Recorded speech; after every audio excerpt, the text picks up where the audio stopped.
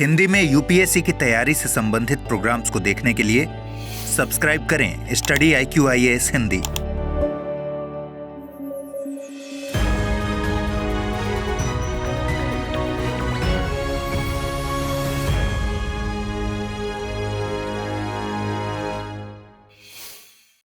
हर साल की तरह इस बार भी सर्दी के मौसम की आहट के साथ ही दिल्ली NCR में प्रदूषण का प्रकोप बढ़ गया है।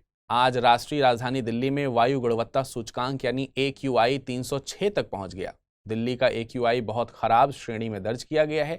दिल्ली NCR में भी अधिकांश जगह पर AQI का स्तर 300 से ऊपर देखा गया है। दिल्ली सरकार ने प्रदूषण की इस खराब सिचुएशन में एक बैठक बुलाई, जहां ग्रैप यानी GRAP2 एग्जीक्यूट करने की बात कही गई है।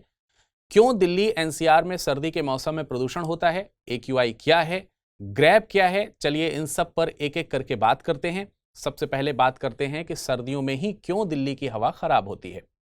देखिए, वैसे तो साल भर दिल्ली NCR में वाहन चलते रहते हैं, कंस्ट्रक्शंस का काम भी लगभग चलता ही रहता है और NCR में फैक्ट्रीज वगैरह भी चलती ही रहती हैं। लेकिन सर्दियों में ही प्रदूषण का हो हल्ला क्यों हो जाता है?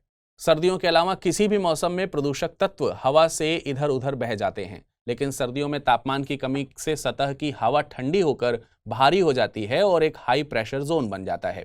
आसान भाषा में बोलें तो हवा का मूवमेंट बहुत ही कम हो जाता है, जिससे प्रदूषण फैलने वाले तत्व एक ही जगह पर स्थिर होने लगते हैं। दूसरा कारण यह है कि हरियाणा और पंजाब के किसानों द्वारा इसी समय पराली जलाई जाती है। इन दोनों कारणों से सर्दी के समय प्रदूषण की मात्रा काफी ज्यादा बढ़ जाती है। चलिए अब समझते हैं कि वायु गुणवत्ता सूचकांक या AQI क्या है। हमारे देश में वायु गुणवत्ता को नापने के लिए राष्ट्रीय वायु गुणवत्ता सूचकांक यानी AQI बनाया गया था। इसे 2014 में स्वच्छ भारत अभियान के तहत लॉन्च किया गया था। वायु गुणवत्ता सूचकांक में 8 प्रदूषकों पर नजर रखी जाती है और ये हैं PM10, PM2.5, NO2, SO2, CO, O3, NH3 और PB यानी कि लेड। इन्हीं 8 प्रदूषकों की मात्रा में उतार और चढ़ाव से AQI स्कोर कम या ज्यादा होता है। अब आप ये सोचिए कि प्रदूषण तो हो गया, लेकिन अब सरकार क्या करे? सरकार ऐसे क्या काम करे कि प्रदूषण की सिचुएशन अंडर कंट्रोल रहे? सरकार के प्रदूषण को कम करने से रिलेटेड जितने भी काम होते हैं वो ग्रेडेड रिस्पांस एक्शन प्लान या ग्रैप कहलाते हैं। ग्रैप के 4 स्टेजेस होते हैं, यानी प्रदूषण की मात्रा के आधार पर सरकार अलग अलग एक्शंस लेती हैं। जैसे अगर AQI 201 से 301 के बीच है तो ग्रैप की स्टेज 1 के तहत सरकार कुछ चीजों में प्रतिबंध लगा देती है, जैसे इमरजेंसी के लिए ही डीजल जनरेटर का उपयोग होगा, निर्माण साइटों पर एंटी स्मॉग गन लगाई जाएगी, पटाखों पर पूरी तरीके से रोक लगा दी जाएगी इत्यादि। एयर क्वालिटी 301 से 400 के बीच होने की स्थिति में ग्रैप का दूसरा चरण लागू किया जाता है। अब इसमें क्या होता है? इसमें डीजल जनरेटर का यूज पूरी तरह से बंद होगा, प्राइवेट गाड़ियों का उपयोग कम से कम करने के लिए पार्किंग फीस बढ़ा दी जाएगी, CNG इलेक्ट्रिक बसों, मेट्रो सर्विस में इजाफा किया जाएगा, सांस और दिल की बीमारियों वाले लोगों को घर से बाहर नहीं निकलने की सलाह दी जाएगी। ग्रैप के स्टेज 3 AQI 401 से 450 यानी 401 से 450 के बीच लागू होते हैं। इसमें पब्लिक ट्रांसपोर्ट के उपयोग को बढ़ाने के लिए और जरूरी काम किए जाएंगे। जरूरी प्रोजेक्ट को छोड़ करके अन्य सभी निर्माण पर रोक लगा दी जाती है। BS3 पेट्रोल और BS4 डीजल कारों पर रोक हो सकती है। सबसे कड़े प्रतिबंध ग्रैप स्टेज 4 में लगाए जाते हैं, जिसमें दिल्ली में जरूरी सामानों के अलावा अन्य डीजल ट्रकों की एंट्री पर रोक लगा दी जाती है। गाड़ियों को ऑड इवन पर चलाने का फैसला हो सकता है। साथ ही सरकार के साथ साथ ऐसी सिचुएशन में नागरिकों का भी कर्तव्य होता है कि वे सरकार के ऐसे फैसलों का समर्थन करें। हमारी भी आपसे दरख्वास्त है कि आप अपना ख्याल रखें। बहुत जरूरी हो तभी घर से बाहर निकलें तो मास्क लगाकर निकलें। मॉर्निंग वॉक या इवनिंग वॉक को कुछ दिनों के लिए अवॉइड करें और कमेंट करके हमें बताइए कि प्रदूषण को कम करने में आप क्या भूमिका निभा सकते हैं। हाल ही में भारत मौसम विज्ञान विभाग यानी IMD ने कहा है कि बंगाल की खाड़ी के ऊपर बना गहरा दबाव एक चक्रवात में बदल सकता है। इसके बनने के बाद चक्रवाती तूफान को हामून कहा जाएगा। यह नाम ईरान द्वारा दिया गया है। इस बीच ओडिशा सरकार ने सभी जिला कलेक्टरों को किसी भी स्थिति के लिए तैयार रहने के लिए कहा है और प्रशासन को भारी बारिश की स्थिति में निचले इलाकों से लोगों को निकालने का निर्देश दिया गया है। चलिए समझते हैं कि साइक्लोन क्या होते हैं और ये कैसे बनते हैं। चक्रवात या साइक्लोन कम दबाव वाला क्षेत्र होता है जिसमें हवाएं अंदर की ओर घूमती रहती हैं। चक्रवात की वजह से तूफानी हवाओं के साथ भारी वर्षा हो सकती है। उत्तरी गोलार्ध में चक्रवात एंटी क्लॉकवाइज घूमते हैं और दक्षिणी गोलार्ध में ये क्लॉकवाइज घूमते हैं। आमतौर पर चक्रवात गोलाकार, अंडाकार या फिर वी आकार के होते हैं। चक्रवात बनने और इसके तेज होने की प्रक्रिया को साइक्लोजेनेसिस कहा जाता है। देखिए, जिस स्थान पर सूर्य की किरणें सीधी पड़ती हैं उस स्थान पर तापमान बढ़ जाता है। जब सूर्य की तेज किरणों के कारण समुद्र के ऊपर चलने वाली हवाएं गर्म हो जाती हैं तो वह हवाएं गर्म होकर तेजी से ऊपर उठने लगती हैं और अपने पीछे एक कम दबाव का क्षेत्र छोड़ जाती हैं।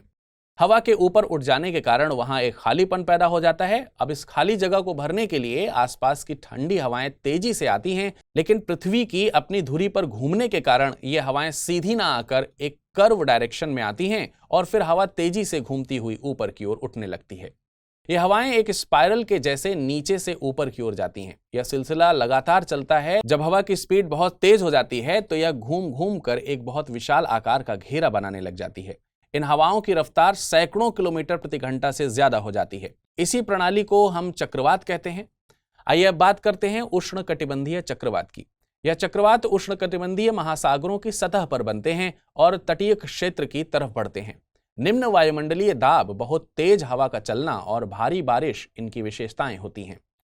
उष्णकटिबंधीय चक्रवात तब बनते हैं जब समुद्र की सतह का तापमान 27 डिग्री सेल्सियस से ज्यादा हो जाता है।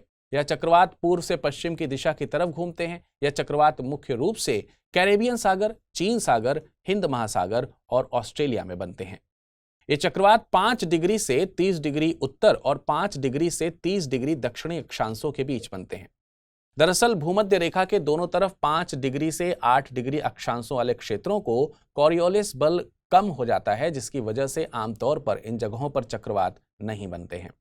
उष्णकटिबंधीय चक्रवातों के लिए अलग अलग क्षेत्रों में इसके लिए अलग अलग नाम दिए जाते हैं और जैसे दक्षिणी पूर्व एशिया और चीन में इन तूफानों को टाइफून कहा जाता है।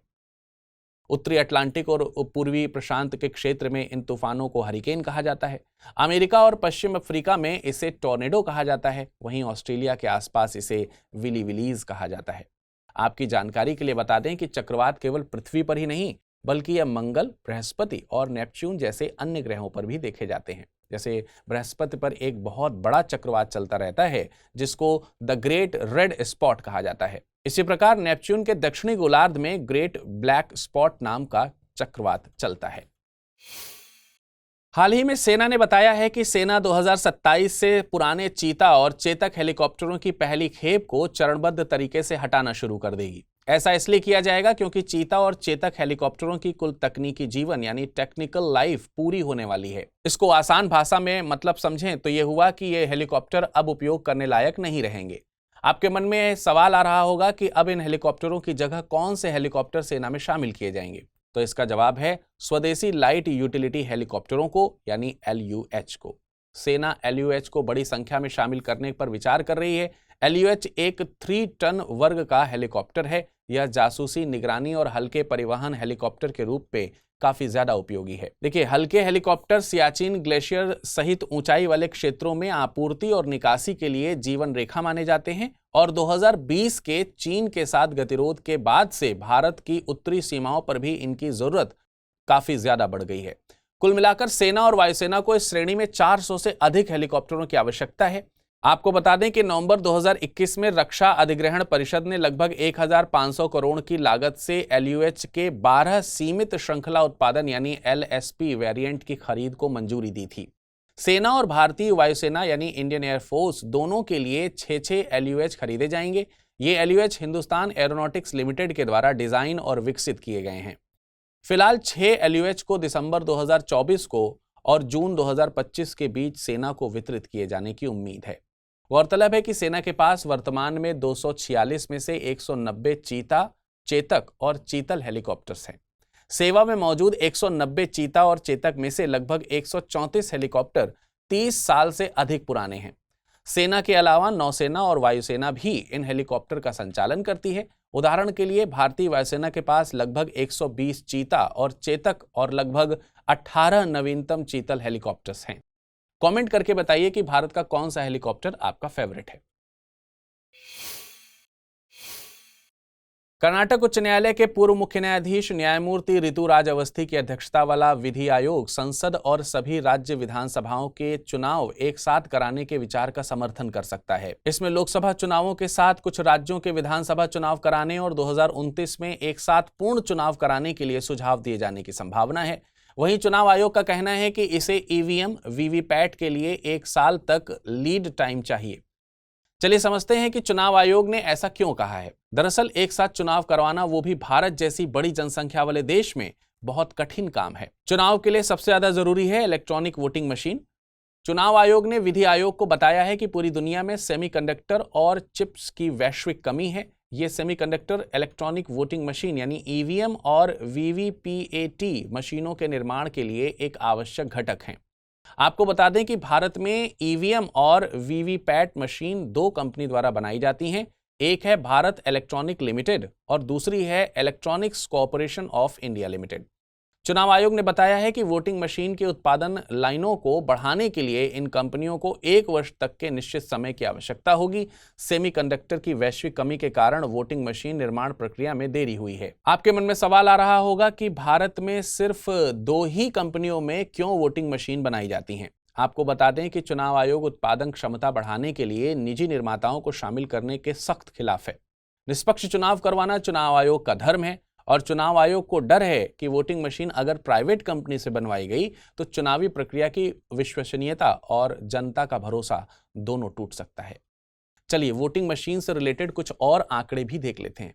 2024 के लिए मतदान प्रक्रिया शुरू करने वाली अतिरिक्त 11.49 लाख नियंत्रण इकाइयां, 15.97 लाख मतपत्र इकाइयां और 12.37 लाख वीवीपैट की आवश्यकता है। इनका लगभग खर्च 5,200 करोड़ रुपए होगा।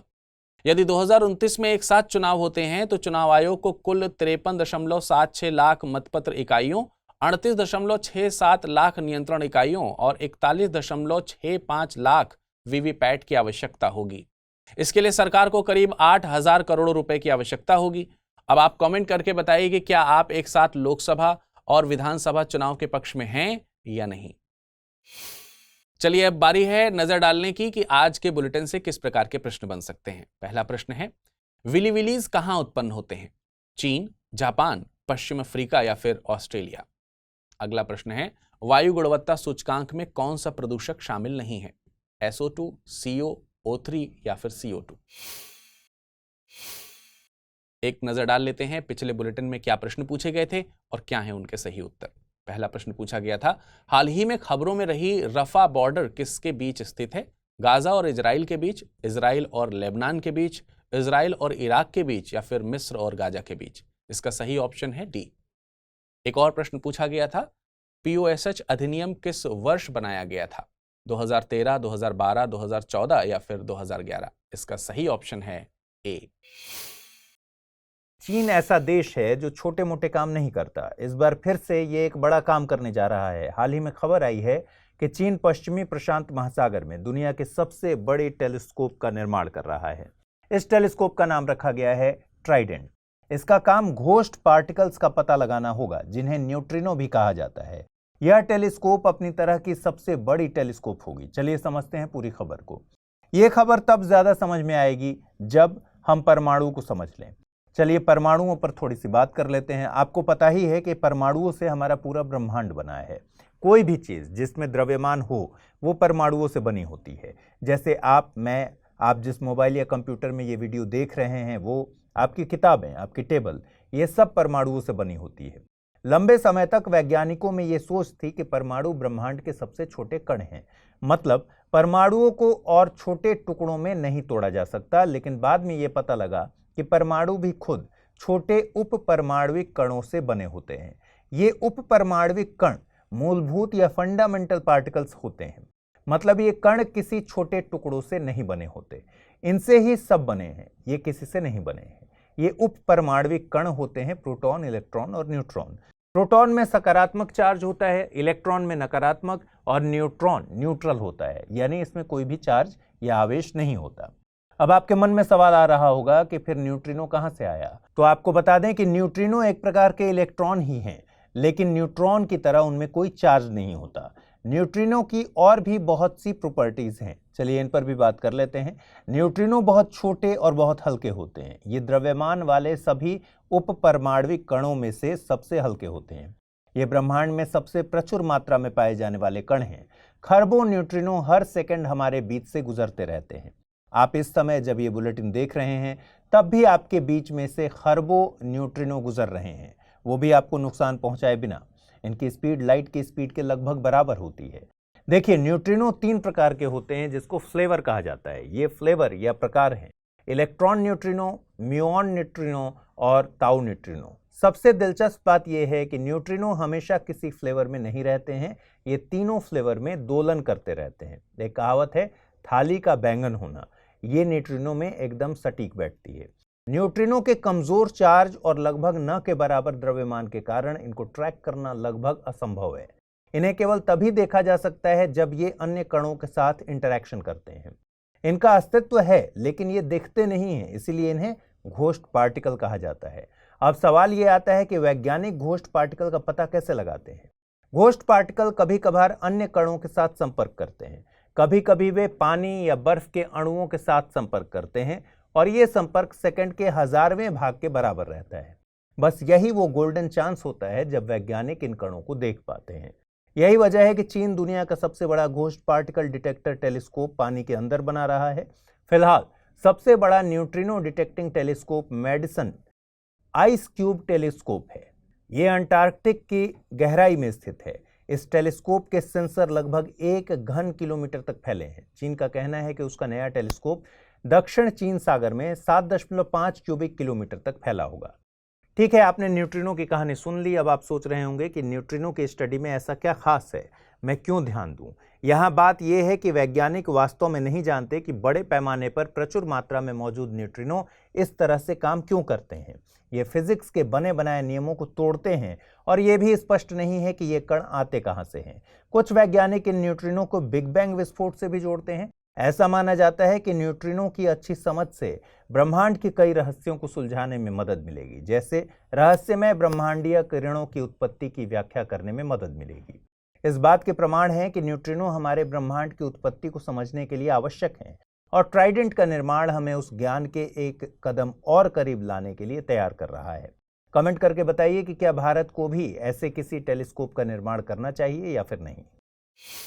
हाल ही में आपने दिल्ली के वायु प्रदूषण के बारे में कई खबरें सुनी होंगी। खबर आई है कि दिल्ली में धूल से होने वाले प्रदूषण को कम करने के लिए डस्ट सप्रेसेंट्स का इस्तेमाल किया जाएगा। पर्यावरण मंत्री गोपाल राय ने कहा कि धूल को लंबे समय तक रोके रखने के लिए डस्ट सप्रेसेंट्स पाउडर को पानी के साथ मिलाकर सड़कों पर छिड़का जाएगा। हालांकि ये पहली बार नहीं है कि इसका उपयोग दिल्ली एनसीआर के कुछ हिस्सों में किया जा रहा है। 2019 में भी केंद्रीय प्रदूषण नियंत्रण बोर्ड यानी सीपीसीबी ने दिल्ली एनसीआर में खुदाई की कई जगहों पर, कंस्ट्रक्शन साइट्स पर और कचरे के ढेर आदि में धूल दबाने वाले मटेरियल का उपयोग करने की बात की थी। पानी में डस्ट सप्रेसेंट्स तत्वों का उपयोग सादे पानी के छिड़काव की तुलना में अधिक प्रभावी होता है, क्योंकि ये तत्व पदार्थ उत्सर्जन को कम करने में अधिक दक्ष होते हैं। डस्ट सप्रेसेंट्स दरअसल कैल्शियम या फिर मैग्नीशियम के सॉल्ट होते हैं जो नमी को अवशोषित कर सकते हैं। डस्ट सप्रेसेंट्स का एक पॉपुलर एग्जाम्पल है मैग्नीशियम क्लोराइड हेक्साहाइड्रेट फ्लेक्स।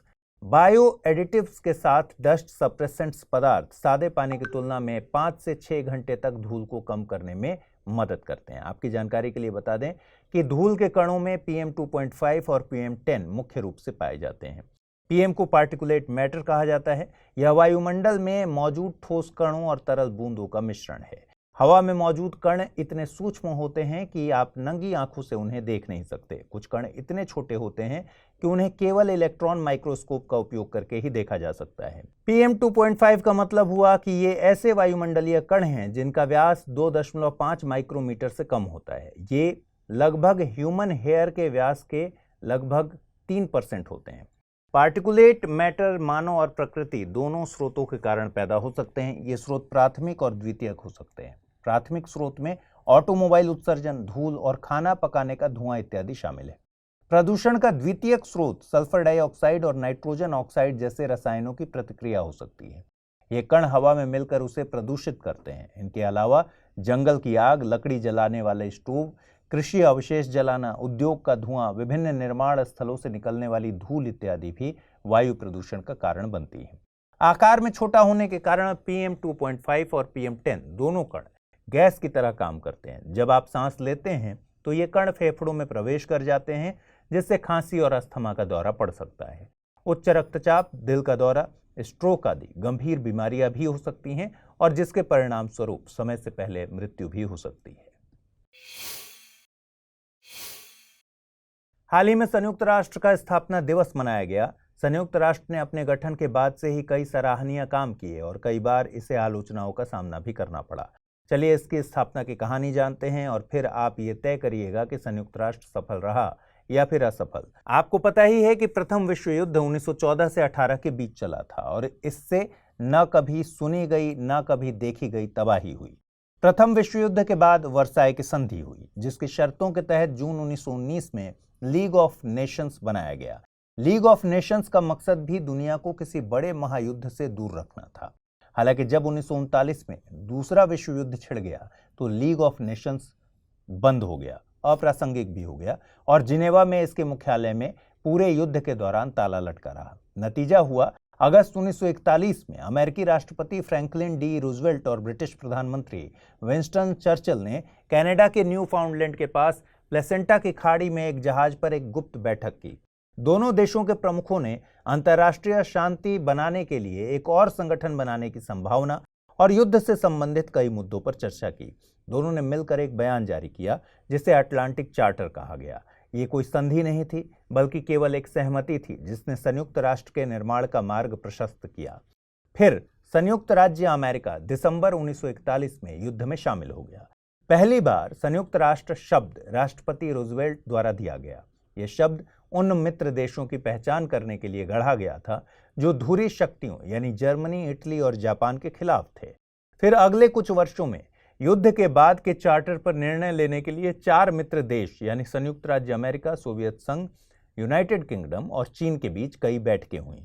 फिर अंततः 51 देशों द्वारा अनुसमर्थन के बाद 24 अक्टूबर 1945 को संयुक्त राष्ट्र अस्तित्व में आया।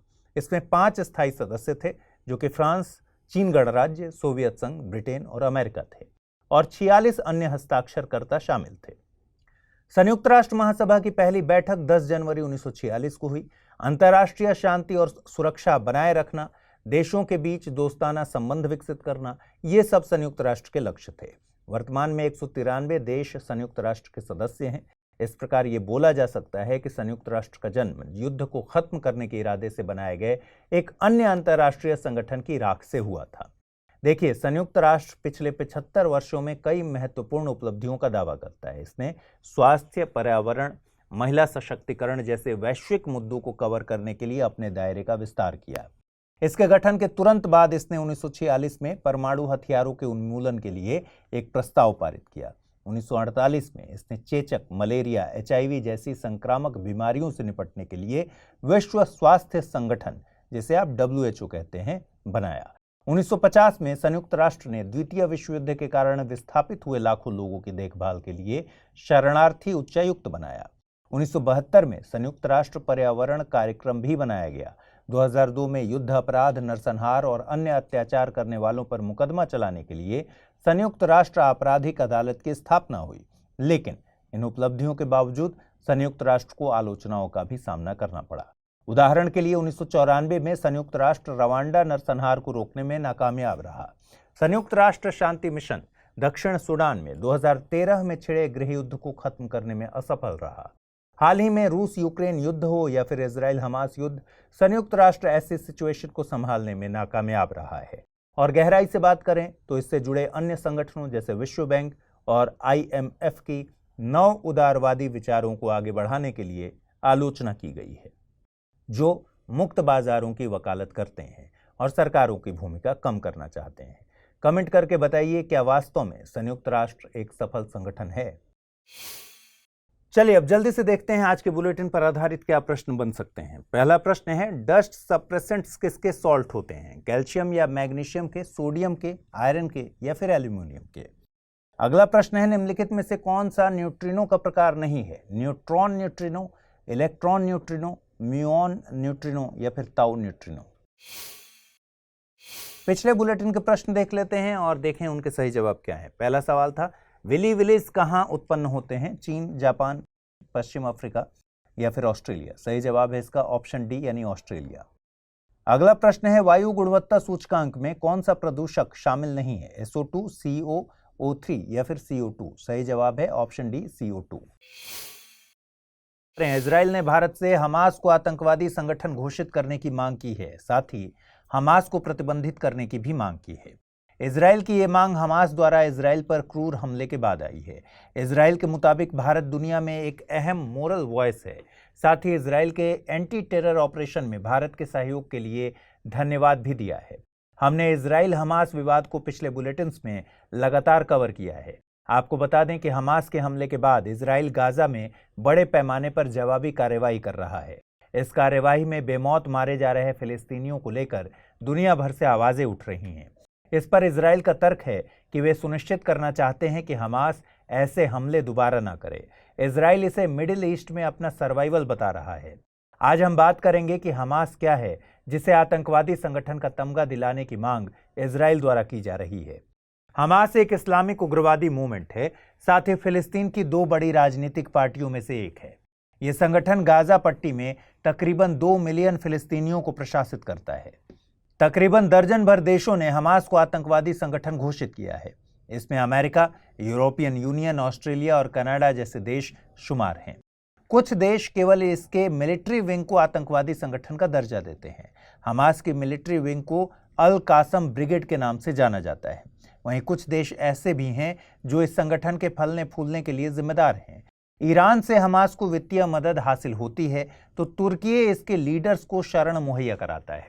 कुछ देश हमास की लड़ाई को फिलिस्तीनियों के अधिकारों के लिए मानते हैं।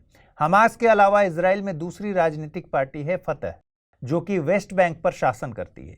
आपको बता दें कि भारत सरकार UAPA यानी अनलॉफुल एक्टिविटीज प्रिवेंशन एक्ट 1967 के तहत किसी व्यक्ति या संगठन को आतंकवादी घोषित करती है। 2019 में हुए संशोधन के पहले केवल संगठनों को ही आतंकवादी घोषित किया जा सकता था। फरवरी 2023 तक के आंकड़ों के मुताबिक इस एक्ट की पहली अनुसूची के तहत कुल 44 संगठनों को आतंकवादी संगठन घोषित किया गया है। विदेश मंत्रालय का इस पूरे मामले पर स्टैंड साफ है।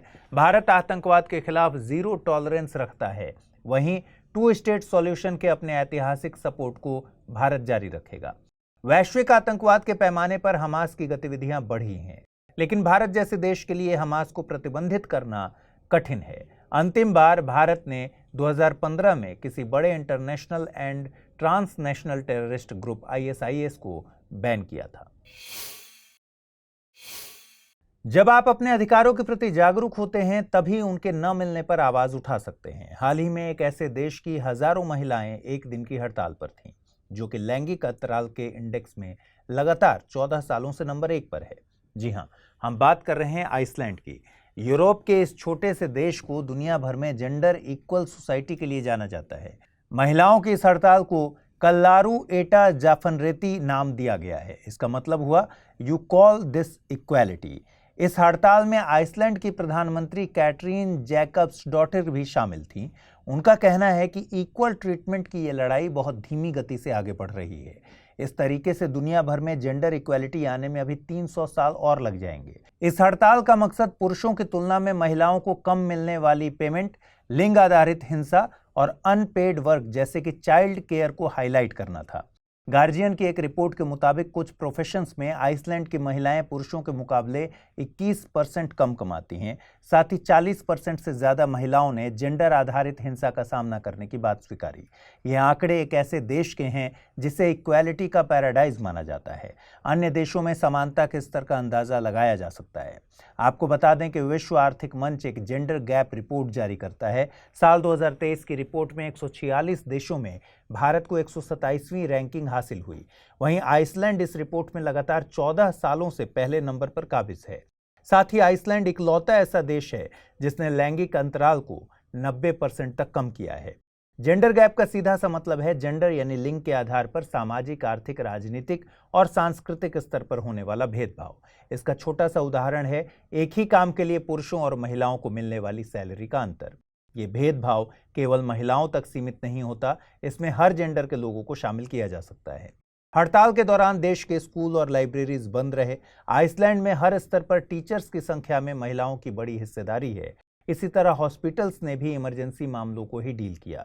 साल 1975 के बाद ऐसा पहली बार हुआ है कि महिलाएं पूरे एक दिन के लिए आयोजित तरीके से हड़ताल पर गईं।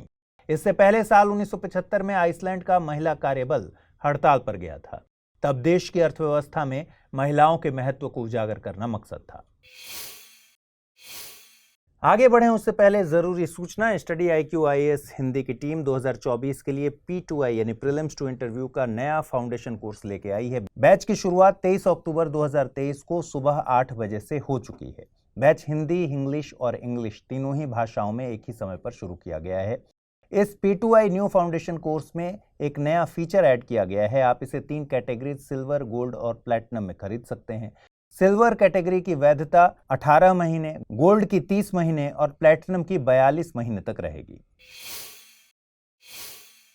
वन नेशन की अगली कड़ी में भारत सरकार one nation one student ID लेकर आई है। इसे अपार यानी automated permanent academic account registry नाम दिया गया है। इसके तहत बचपन से ही देश के सभी विद्यार्थियों के लिए एक विशेष ID सिस्टम की बात की गई है।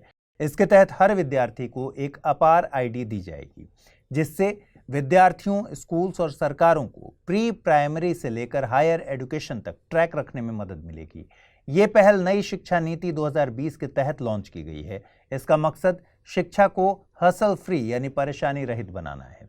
साथ ही विद्यार्थियों के लिए फिजिकल डॉक्यूमेंट्स को कैरी करने की जरूरत को कम करना है। साथ ही सरकारें लिटरेसी रेट और ड्रॉप आउट रेट को लगातार ट्रैक करना चाहती हैं। एजुकेशनल सर्टिफिकेट्स के साथ होने वाले फ्रॉड को भी इससे रोका जा सकेगा। हालांकि विद्यार्थियों और पेरेंट्स की तरफ से अपार ID को लेकर चिंताएं भी जाहिर की गई, जैसे उनकी निजी जानकारी किसी थर्ड पार्टी के पास लीक ना हो जाए। इस पर सरकार का कहना है कि विद्यार्थियों द्वारा मुहैया कराई गई जानकारी को गोपनीय रखा जाएगा। ये डेटा सरकार की निगरानी में शैक्षणिक कार्यों में लगी संस्थाओं को ही प्रदान किया जाएगा। 26 से 28 अक्टूबर के बीच उत्तराखंड में UNFF यानी United Nations forum on forests की बैठक का आयोजन हो रहा है। ये आयोजन केंद्रीय पर्यावरण मंत्रालय के द्वारा FRI यानी फॉरेस्ट रिसर्च इंस्टीट्यूट देहरादून में किया जा रहा है। इस दौरान वाइल्ड फायर्स और फॉरेस्ट सर्टिफिकेशन से जुड़ी पहलों पर चर्चा की जाएगी। इस दौरान वनों की अग्नि और सर्टिफिकेशन के लिए सिफारिशें और फ्रेमवर्क तैयार किए जाएंगे, जिससे सतत वन प्रबंधन किया जा सके। इन सिफारिशों को UNFF के मई 2024 में न्यूयॉर्क में आयोजित होने वाले सम्मेलन में शामिल किया जाएगा। भारत में आयोजित हो रही ये बैठक CLI यानी कंट्री लेड इनिशिएटिव का भाग है। CLI United Nations forum on forests के सहयोग के मकसद से देशों द्वारा आयोजित किए जाते हैं। साल 2000 में इकोसॉक यानी economic and social council of the United Nations के एक प्रस्ताव के जरिए United Nations forum on forests का गठन किया गया था। इसका मकसद सभी प्रकार के वनों का संरक्षण, प्रबंधन और सतत विकास करना है। वाइल्ड फायर से मतलब होता है अनियंत्रित तरीके से जंगली वनस्पति में लगने वाली आग। वाइल्ड फायर्स का रिस्क सूखे, हीट वेव्स और तेज हवा जैसी स्थितियों में बढ़ जाता है। वैश्विक स्तर पर इनकी फ्रीक्वेंसी और गंभीरता में लगातार वृद्धि देखने को मिली है। इसके धुएं में कई खतरनाक वायु प्रदूषक जैसे कि PM 2.5, NO2 और एरोमेटिक हाइड्रोकार्बन्स शामिल होते हैं। इन फायर्स के चलते कार्बन डाइऑक्साइड जैसी ग्रीन हाउस गैसें भी रिलीज होती हैं, जो कि ग्लोबल वार्मिंग को बढ़ाकर जलवायु परिवर्तन के लिए जिम्मेदार हैं। जलवायु परिवर्तन के चलते बढ़ता तापमान, शुष्क परिस्थितियां और ग्रामीण क्षेत्रों में होते शहरीकरण के चलते वाइल्ड फायर्स में तेजी देखने को मिलती है। आइए जल्दी से देखें बुलेटिन पर आधारित क्या प्रश्न बन सकते हैं। पहला प्रश्न है, खबरों में रही अपार ID संबंधित है मतदाताओं के लिए जारी एक ID, दिव्यांगजनों के लिए जारी की गई ID, विद्यार्थियों के लिए जारी की गई ID या फिर पासपोर्ट को लेकर जारी की गई डिजिटल ID। अगला प्रश्न है, निम्नलिखित कथनों पर विचार कीजिए। अनलॉफुल एक्टिविटीज प्रिवेंशन एक्ट 1967 के तहत केवल किसी संगठन को ही आतंकवादी घोषित किया जा सकता है। हमास भारत में एक घोषित आतंकवादी संगठन के तौर पर दर्ज है। उपर्युक्त में से सही कथनों का चुनाव करना है। केवल एक, केवल दो, एक और दो दोनों, न तो एक नहीं दो। आइए देखें पिछले बुलेटिन में मैंने आपसे क्या प्रश्न पूछे थे और उनके सही जवाब क्या हैं। पहला प्रश्न था, डस्ट सप्रेसेंट्स किसके सॉल्ट होते हैं? कैल्शियम या मैग्नीशियम के, सोडियम के, आयरन के या फिर एल्यूमिनियम के? सही जवाब है ऑप्शन ए, कैल्शियम या फिर मैग्नीशियम के। अगला प्रश्न मैंने पूछा था, निम्नलिखित में से कौन न्यूट्रिनो का प्रकार नहीं है? Neutron neutrino, electron neutrino, muon neutrino या फिर ताऊ न्यूट्रिनो? सही जवाब है विकल्प ए यानी न्यूट्रॉन न्यूट्रिनो। हाल ही में प्रकाशित एक नई रिपोर्ट में चेतावनी दी गई है कि भारत अपने भूजल की कमी के टिपिंग पॉइंट यानी चरम बिंदु तक पहुंचने के करीब है। ये रिपोर्ट संयुक्त राष्ट्र विश्वविद्यालय पर्यावरण और मानव सुरक्षा संस्थान यानी UNUEHS द्वारा प्रकाशित की गई है। रिपोर्ट का नाम है इंटरकनेक्टेड डिजास्टर रिस्क रिपोर्ट 2023। ये रिपोर्ट 6 पर्यावरणीय टिपिंग बिंदुओं पर गौर करती है। ये हैं तेजी से विलुप्ति, भूजल की कमी, पहाड़ी ग्लेशियर्स का पिघलना, अंतरिक्ष मलबा, असहनीय गर्मी और बीमा रहित भविष्य। इस रिपोर्ट में बताया गया है कि दुनिया के 31 प्रमुख जल भृतों या एक्विफर्स में 27 ऐसे हैं जिनके खाली होने की रफ्तार इनके फिर से भरने की तुलना में बहुत ज्यादा है। रिपोर्ट के अनुसार पंजाब में 78% कुओं का अति दोहन किया जा चुका है और भारत के पूरे उत्तर पश्चिमी क्षेत्र में 2025 तक भूजल या ग्राउंड वाटर के गंभीर रूप से कम होने का अनुमान है। आपको बता दें कि भूजल एक मीठे पानी का संसाधन है जो जमीन के अंदर बने प्राकृतिक जलाशयों में इकट्ठा होता है। ऐसे जलाशयों को एक्विफर कहा जाता है। क्योंकि भूजल हजारों वर्षों में जमा होता है, इसलिए इसको गैर नवीकरणीय संसाधन बोला जाता है। दुनिया का लगभग 30% ताजा पानी भूजल के रूप में इकट्ठा होता है और ये पानी प्राकृतिक रूप से झरनों, झीलों के माध्यम से पृथ्वी की सतह पर आता है या फिर मानव द्वारा खोदे गए कुओं या बोरवेल से निकाला जाता है। ये एक्विफर पूरी दुनिया में करीब 2 अरब से अधिक लोगों को पीने के पानी की आपूर्ति करते हैं और इसका लगभग 70% उपयोग कृषि के लिए होता है। इस मामले में टिपिंग पॉइंट तब पहुंचता है जब जलस्तर उस स्तर से नीचे गिर जाता है जहां तक मौजूदा कुओं की पहुंच होती है। एक बार टिपिंग पॉइंट पार हो जाने पर किसानों को अपनी फसलों की सिंचाई के लिए भूजल नहीं मिल पाएगा। जब किसान फसल की सिंचाई नहीं कर पाएंगे तो किसानों की आजीविका खतरे में होगी और किसान खतरे में होंगे तो देश की खाद्य सुरक्षा भी खतरे में होगी। इस रिपोर्ट में यह भी बताया गया है कि भूजल की अत्यधिक पंपिंग के कारण पृथ्वी की धुरी प्रति वर्ष 4.36 सेंटीमीटर की दर से झुक गई है। जिन क्षेत्रों में भूजल की कमी सबसे गंभीर है उनमें भारत के कुछ हिस्से, उत्तर पूर्वी चीन, पश्चिमी संयुक्त राज्य अमेरिका, मैक्सिको, ईरान, सऊदी अरब और उत्तरी अफ्रीका के कुछ हिस्से शामिल हैं। आपको जानकर हैरानी होगी कि भारत दुनिया में भूजल का सबसे बड़ा उपयोग करता है। भारत संयुक्त राज्य अमेरिका और चीन के संयुक्त उपयोग से अधिक भूजल का उपयोग करता है। कृषि में भूजल का अत्यधिक उपयोग एक प्रमुख कारक है जो हमें भूजल की कमी के टिपिंग पॉइंट की ओर धकेल रहा है। आपने गौर किया होगा कि रिपोर्ट में पर्यावरणीय टिपिंग बिंदु का जिक्र है। आपको बता दें कि पर्यावरणीय टिपिंग बिंदु पृथ्वी की प्राकृतिक प्रणालियों की महत्वपूर्ण सीमाएं हैं जिनके पार जाने से अचानक बदलाव होते हैं। ये अपरिवर्तनीय बदलाव होते हैं। ऐसे बदलावों से पारिस्थितिक तंत्र, जलवायु पैटर्न और समग्र पर्यावरण में गहरा असर पड़ता है। हाल ही में एक खबर आई है कि अंटार्कटिका एक अभूतपूर्व खतरे का सामना कर रहा है। आपको इस खबर को समझने के लिए वर्ल्ड मैप की जरूरत पड़ेगी। आप वर्ल्ड मैप में देखिए कि दक्षिण अमेरिका के दक्षिणी भाग में एक फॉकलैंड द्वीप समूह है और यहां से लगभग 966 किलोमीटर दक्षिण पूर्व में ब्रिटिश दक्षिण जॉर्जिया और दक्षिण सैंडविच द्वीप समूह स्थित हैं। इन्हीं द्वीप समूह में एक बर्ड आइलैंड आता है। ये पूरा द्वीप समूह अंटार्कटिक रीजन में आता है। यहाँ पर बर्ड फ्लू का एक घातक रूप एवियन फ्लू का केस पाया गया। ऐसा इतिहास में पहली बार हुआ है कि अंटार्कटिका के क्षेत्र में बर्ड फ्लू का केस पाया जाए। ये खबर क्यों डराने वाली है, चलिए समझते हैं। देखिए, अंटार्कटिका असंख्य प्रजातियों का घर है जो पृथ्वी पर कहीं और मौजूद नहीं है। यहाँ कोई स्थानीय मानव निवासी या मूल आबादी भी मौजूद नहीं है। यहाँ लगभग 5000 वैज्ञानिक और शोधकर्ता रहते हैं और हर साल लगभग 30,000 पर्यटक आते हैं। ये सब बताने का मकसद क्या है? ये सब बताने का मकसद है कि आप ये जान पाएं कि अंटार्कटिका पारिस्थितिकी तंत्र अभी तक मानवीय हस्तक्षेप से मुक्त है। अब बात करते हैं यहाँ की वाइल्ड लाइफ के बारे में।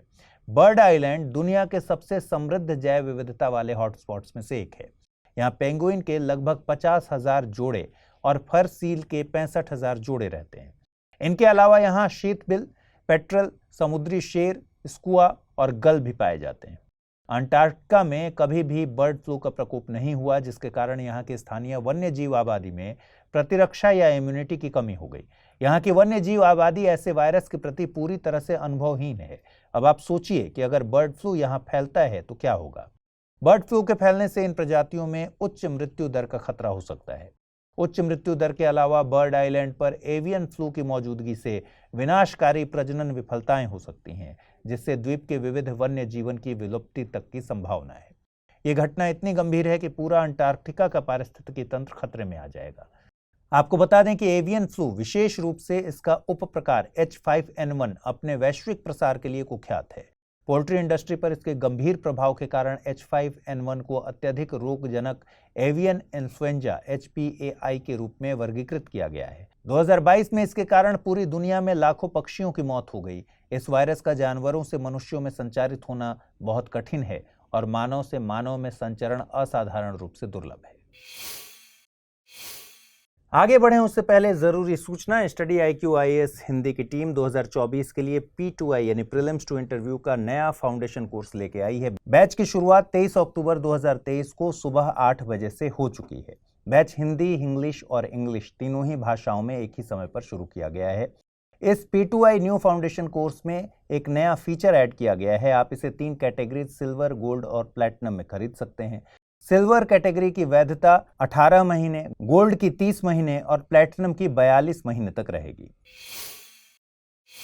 पृथ्वी के बाहर जीवन की संभावना तलाश करना वैज्ञानिकों की सबसे बड़ी अभिलाषा है और इस इच्छा के चलते वैज्ञानिक लगातार प्रयोग करते रहते हैं। इन्हीं प्रयोगों से रिलेटेड एक बड़ी खबर आई है कि नासा अब तक के अपने सबसे महत्वाकांक्षी मिशन की तैयारी में लगा है। नासा अब तैयारी कर रहा है शनि के चंद्रमा टाइटन पर उतरने की। नासा इस मिशन में dragon fly rotor craft lander का प्रयोग करेगा। हालांकि इस मिशन की पूरी तैयारी होने में अभी 2027 तक का समय लग सकता है। अब आपके मन में सवाल आया होगा कि भाई नासा ने टाइटन ही को क्यों चुना। चलिए आपको बताते हैं। दरअसल टाइटन हमारे सौर मंडल का एकमात्र चंद्रमा है जिसका वातावरण घना है या डेंस है। ये पृथ्वी से लगभग 4 गुना ज्यादा घना है। आपको बता दें कि जीवन की शुरुआत करने के लिए एक खगोलीय पिंड का वातावरण बहुत महत्वपूर्ण भूमिका निभाता है। उदाहरण के लिए पृथ्वी का वातावरण हमें और अन्य प्रजातियों को सूर्य के हानिकारक विकिरण से बचाता है। यह जीवन को सपोर्ट करने वाली जरूरी गर्मी को बनाए रखता है। हालांकि टाइटन का वातावरण पृथ्वी से थोड़ा अलग है। हमारे वायुमंडल में 78% नाइट्रोजन है, वहीं टाइटन के वातावरण में लगभग 95% नाइट्रोजन है और 5% मीथेन। ध्यान रखिए कि टाइटन के वातावरण में कोई ऑक्सीजन नहीं पाया जाता। देखिए, कुछ सूक्ष्म जीव कल्पना से भी अधिक चरम वातावरण में जीवित रह सकते हैं और वैज्ञानिकों को संभावना है कि यहाँ सूक्ष्म जीव तरल मीथेन वातावरण में जीवित रह सकते हैं। नासा के अनुसार टाइटन विशाल बहती नदियों और झीलों से बना है जिनमें पानी के बजाय मीथेन बहता है। इसके अलावा यहाँ ऐसी चट्टानें पाई जाती हैं जो हमारी दुनिया की तरह दिखती हैं लेकिन बर्फ से बनी हैं।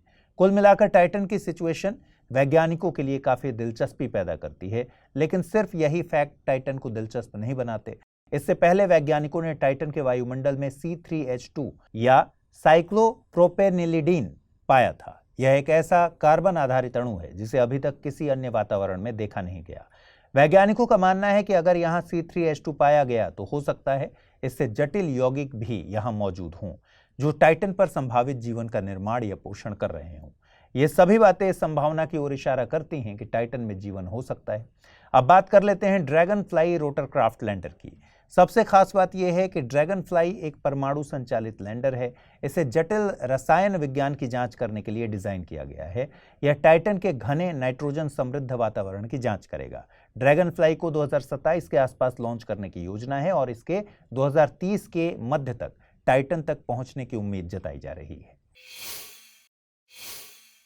हाल ही में चुनाव आयोग ने आदर्श आचार संहिता के उल्लंघन के लिए असम के मुख्यमंत्री हिमंत बिस्वा शर्मा और कांग्रेस नेता प्रियंका गांधी को कारण बताओ नोटिस भेजा।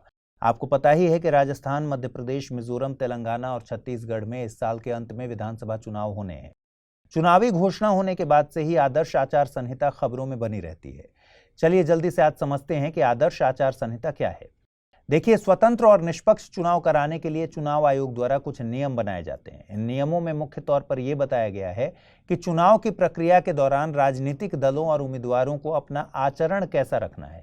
इन नियमों को ही आचार संहिता कहते हैं। उदाहरण के लिए, चुनाव प्रचार के दौरान कोई भी पार्टी या उम्मीदवार ऐसी किसी भी गतिविधि में शामिल नहीं हो जो आपसी नफरत पैदा कर सकता है या फिर विभिन्न जातियों और समुदायों के बीच तनाव पैदा कर सकता है। चुनाव प्रचार के लिए धार्मिक स्थानों जैसे कि मंदिर, मस्जिद, चर्च, गुरुद्वारा या अन्य पूजा स्थलों का इस्तेमाल मंच के तौर पर नहीं होना चाहिए।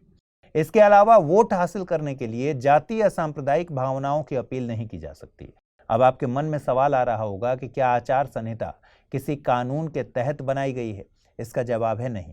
आचार संहिता किसी कानून के तहत नहीं बनी है। दरअसल यह सभी राजनीतिक दलों की सहमति से बनाई गई और विकसित हुई है। सबसे पहले 1960 में केरल विधानसभा चुनाव के दौरान और साल 1962 के लोकसभा चुनाव में पहली बार आचार संहिता को इंट्रोड्यूस किया गया। जैसे ही चुनाव आयोग द्वारा चुनावी तारीखों की घोषणा की जाती है, वैसे ही आदर्श आचार संहिता लागू हो जाती है और तब तक लागू रहती है जब तक कि चुनाव की प्रक्रिया पूरी नहीं हो जाती। संहिता का पालन न करने पर उस व्यक्ति या पार्टी के खिलाफ अनुशासनात्मक कार्रवाई या उसकी बर्खास्तगी भी हो सकती है। संहिता में और भी बहुत सारी चीजें होती हैं, जैसे संहिता लागू हो जाने के बाद चुनाव के संचालन से प्रत्यक्ष या अप्रत्यक्ष रूप से जुड़े सभी अधिकारियों या कर्मचारियों के ट्रांसफर पर प्रतिबंध लग जाता है। यदि किसी अधिकारी का ट्रांसफर या प्रमोशन आवश्यक समझा गया तो आयोग की अनुमति लेनी होती है। आइए जल्दी से देखें बुलेटिन पर आधारित क्या प्रश्न बन सकते हैं। हाल ही में प्रधानमंत्री नरेंद्र मोदी द्वारा 37वें राष्ट्रीय खेलों का उद्घाटन कहां किया गया? केरल, गोवा, छत्तीसगढ़ या फिर ओडिशा? अगला प्रश्न है, इंटरकनेक्टेड डिजास्टर रिस्क रिपोर्ट कौन प्रकाशित करता है? UNUEHS, वर्ल्ड बैंक, WWF या फिर IMF? आइए देखें पिछले बुलेटिन में मैंने आपसे क्या सवाल पूछे थे, उनके सही जवाब क्या है। पहला प्रश्न था, खबरों में रही अपार आईडी संबंधित है? मतदाताओं के लिए जारी एक आईडी, दिव्यांग जनों के लिए जारी की गई आईडी, विद्यार्थियों के लिए जारी की गई आईडी या फिर पासपोर्ट को लेकर जारी की गई डिजिटल आईडी? सही जवाब है ऑप्शन सी, विद्यार्थियों के लिए जारी की गई आईडी। अगला प्रश्न मैंने आपसे पूछा था, निम्नलिखित कथनों पर विचार कीजिए। अनलॉफुल एक्टिविटीज प्रिवेंशन एक्ट 1967 के तहत केवल किसी संगठन को ही आतंकवादी घोषित किया जा सकता है। हमास भारत में एक घोषित आतंकवादी संगठन के तौर पर दर्ज है। उपर्युक्त में से सही कथनों का चुनाव कीजिए। केवल एक, केवल दो, एक और दो दोनों, न तो एक नहीं दो। सही जवाब है ऑप्शन डी, न तो एक नहीं दो।